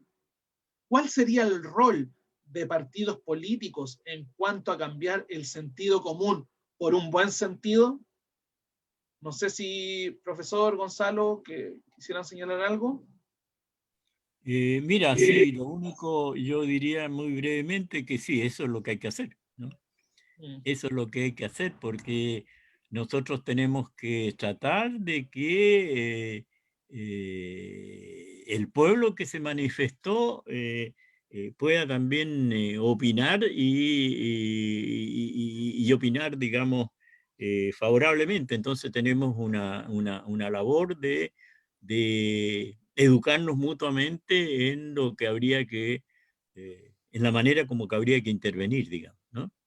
Y elegir bien nuestros representantes. Gracias, Estoy profesor totalmente de Gonzalo. acuerdo con la Yo por lo menos opinión. ¿Gonzalo? Yo me referiría más bien a lo señalado por Gramsci, en el sentido siguiente, en la dinámica, en la dialéctica entre dirigente y dirigido. ¿Ya? Dirigente y dirigido es una dinámica, una dialéctica que Gramsci detecta, evidencia que es un elemento dinámico dentro de las sociedades humanas. ¿Ah? Y que efectivamente una nueva concepción de mundo, como la señala como un buen sentido, o como nosotros la podríamos definir como la filosofía de la praxis, ¿no es cierto? Nos orientaría a que en realidad nosotros nos o transformásemos esa dinámica entre dirigentes y dirigidos, ¿okay? Donde las personas que tal vez estuviesen más capacitados pudiesen contribuir solidariamente, cooperativamente, ¿no es cierto?, al fortalecimiento, a la formación de otras personas que tal vez no estén con similares circunstancias. Ese proceso dialéctico que es colectivo, que es cooperativo, que es solidario, Gramsci lo grafica dentro de este concepto de moderno príncipe, del concepto del Partido Revolucionario. El Partido Revolucionario viene a resolver esta dicotomía entre dirigente y dirigido, donde en definitiva el partido cumple la función como fábrica, en definitiva, de dirigentes, de cuadros dirigentes, donde cada militante en definitiva cumple la función dirigente no solamente de su propia existencia, sino que a su vez también de aquellos que lo rodean y así sucesivamente. Es un pensamiento filosófico que tiene una practicidad real. Yo creo que, por ejemplo, la mejor forma de retratar ya concreta fue la experiencia desarrollada por por Cuba. En la conformación, por ejemplo, cuando se toma la decisión de desarrollar los CDR, los Comités de Defensa de la Revolución. Ahí hay, por ejemplo, una buena forma de cómo el Partido Revolucionario se hace cargo, resuelve, ¿no es cierto?, esta dicotomía y trata de disminuir, de reducir cada vez más la distancia entre dirigente y dirigido, cosa que en algún momento cada vez sean menos los dirigidos, o más bien no existan los dirigidos, producto de que somos todos capaces de ser dirigentes. Esa actitud, esa disposición, por lo menos se ve reflejada en esta praxis concreta. Entonces, ahí hay una labor formativa que debiese llevar a cabo el Partido Revolucionario. Gracias, Gonzalo.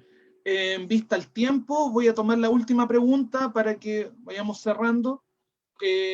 Leonardo Pérez pregunta: la derecha chilena queda muy derrotada por el resultado del plebiscito. Sin embargo, no votó el 50% del padrón. ¿Quiénes creen ustedes que componen ese 50% que no votó? Gracias. Eso yo lo extendería también más bien a una pregunta en torno a cómo ven desde la óptica, pensémoslo, gramsciana, las elecciones, los resultados de este proceso, de las fuerzas políticas que se van generando, que se han ido generando, etcétera. No sé si pueden tener algún comentario frente a eso, profesor. Sí, mira, yo creo, como he comparado el 25 de octubre con el 18 de octubre del 19, yo diría, es lo mismo, ¿no? Es decir, hay muchos que no salieron a la calle, ¿no? No salieron a la calle a manifestar cuando salieron los 2 millones, bueno, por distintas actitudes. Y acá también, digamos, ¿no? Es decir, votaron los que querían decididamente cambiar la cosa, ¿no? Entonces, ellos pensaban que a través de eso iban a lograr, y la representación es la más masiva que ha habido desde el momento en que se acabó en Chile el voto obligatorio, ¿no? El voto obligatorio. Eso es lo que puedo decir. Muchas gracias. Gonzalo. Solamente para sumarme, ¿no es cierto?, a esta dinámica un poco lúdica, ¿no es cierto?, con respecto al análisis que podamos desarrollar con respecto a los resultados de las votaciones. Análisis que son bastante limitados porque estamos hablando de votaciones solamente, ¿no es cierto? Pero es un fenómeno que vale la pena analizar, destacar. Es histórico, es masivo, primera vez, no sé, que esto sucede en la historia chilena y en sus procesos electorales, sin duda, pero en ese proceso masivo también tenemos que destacar que ha aumentado también la masa electoral, ¿ah? Entonces, ahí las cifras también suelen ser un poquito más engañosas en ese sentido, ¿ya? De los que posiblemente pudiesen votar fue tan solo de un 50%, ¿ya? Lo cual es histórico, es masivo, pero sin lugar a dudas no rompe con la barrera de abstención o histórica que ha tenido, ¿no es cierto?, los procesos electorales últimos en la sociedad chilena. Ahora bien, cabe destacar, ¿no es cierto?, el aumento por parte de los sectores más populares, comunas como La Pintana, Puente Alto, que aumentaron su nivel de participación. Y por otro lado, cabe destacar que hubo una población que se omitió a participar de este proceso y que tal vez tradicionalmente lo hacía con anterioridad. Me refiero a un grupo de la tercera edad, y además también me refiero a un grupo de la derecha, que tal vez como voto castigo, ¿no es cierto?, se abstuvo en esta ocasión. Así es como Providencia, Las Condes, Vitacura, por ejemplo, el nivel de votación, de participación tradicional que tiene, que es alta, ¿no es cierto?, se vio reducida. Entonces, por lo tanto, eso, hay muchos factores que incidieron con respecto al asunto del nivel de participación y, por lo tanto, de padrón electoral que aconteció. Pero, sin lugar a dudas, fue masivo y también en ese sentido, cabe destacar también que muchas personas que tal vez en elecciones anteriores han tenido un voto tradicional de derecha, en esta ocasión hayan votado también por un apruebo, que ha sido tan arrasadora esta votación, ¿ya? Y eso, y que también vale la pena análisis y reflexiones que tenemos que seguir dando y que nos permitan seguir vislumbrando que alternativas, opciones, pero también que no nos terminen encandilando con respecto a cuál debiese ser nuestra debida concentración, que son la movilización, la organización, la formación organizativa de nuestra fuerza, y que eso cada vez vaya creciendo, fortaleciéndose, precisamente porque desde ahí es que podemos desarrollar los verdaderos cambios. Muchas gracias, Gonzalo. Bien, en vista de la hora, lamento algunas preguntas que se pueden haber pasado. Diego Poblete pregunta desde qué página en Facebook se transmite. Esto se transmite desde la página del ICAL. Usted coloca, les digo el tiro, Instituto de Ciencias Alejandro Lipchitz o ICAL Chile, y ahí usted puede ver las transmisiones, esta y las anteriores ahí. Quería señalar también que en vista que muchos me están preguntando por el tema de los libros que sacó o que está sacando CEPIP como colección, yo ahora voy a colocar ahí en el chat mi correo para que ustedes me escriban y podamos conversar.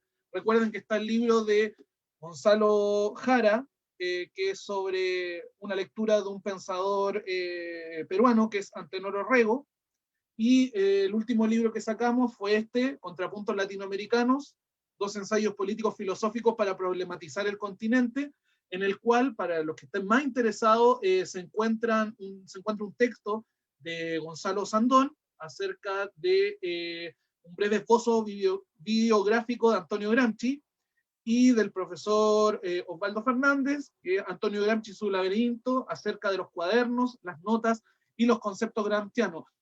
Lo que está escrito fue lo que escribió Gonzalo, fue lo que en cierta manera expuso en la primera sesión, y lo que está escrito por el profesor Osvaldo es lo que se señaló en la segunda sesión. Así que les dejé ahí mi correo, me escriben y nos vemos la forma de hacer el envío de estos libros.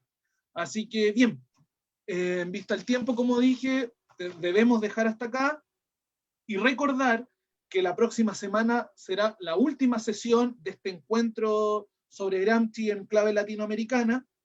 Va a ser el 4 de noviembre, recuerden, a las 18:30, y el título de esa sesión es Jaime Guzmán, intelectual orgánico de la reacción fascista chilena. Ahí quién va a estar... ¿Sí? Gonzalo. Claudio, perdona que te interrumpa, pero hay una pregunta que me parece muy interesante desarrollar brevemente, por lo menos para que no quede así con la insatisfacción, ¿no es cierto? Que fue muy fugaz, que la vi, ¿no es cierto?, en el chat. Alejandra Saavedra pregunta qué relevancia ven en las organizaciones de carácter anarquista en el acto. Me parece importante la pregunta como va orientada, ¿ya? Precisamente porque se suele no considerar en el mapeo que nosotros hacemos con respecto a nuestra geopolítica cotidiana, ¿no es cierto? Y en ese sentido vale la pena destacar que no solamente los esfuerzos anarquistas, libertarios, sino que hay un montón de movimientos sociales, culturales, ecologistas, etcétera, etcétera, etcétera. Hay un montón de etcétera, ¿no es cierto?, que que están ahí brotando, que se están desarrollando y que son fundamentales, son importantísimos, son significativos, y que esa diversidad es la que a nosotros nos va a permitir precisamente poder construir y desarrollar una nueva sociedad. Sin lugar a duda, es a través de esos espacios en los que se generan, en estos pequeños colectivos, ¿no es cierto? Pero a su vez también cómo esos pequeños colectivos se van coordinando, se van sumando, se van emancipando y se van encontrando también con otras diferencias, ¿no es cierto?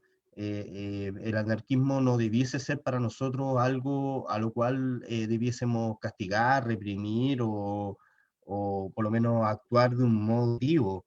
Debiésemos no solamente con ellos, sino con un montón de otras expresiones político-ideológicas, tener una actitud de disposición, ¿no es cierto?, a construir, a desarrollar y a fomentar, a fortalecer las distintas organizaciones que en nuestros pueblos vamos desarrollando. Eso yo creo que vale la pena destacar y fundamental. El aporte de los compas, compañeras anarquistas como así, también de un montón de otros colectivos y organizaciones, es sustancial, fundamental, y en el día a día, ¿no es cierto?, es como eso se ve evidenciado. Muchísimas gracias. Gracias a ti, Gonzalo, por ese comentario esclarecedor en torno claro, entender un poco la geopolítica criolla también que ocurre en la actualidad.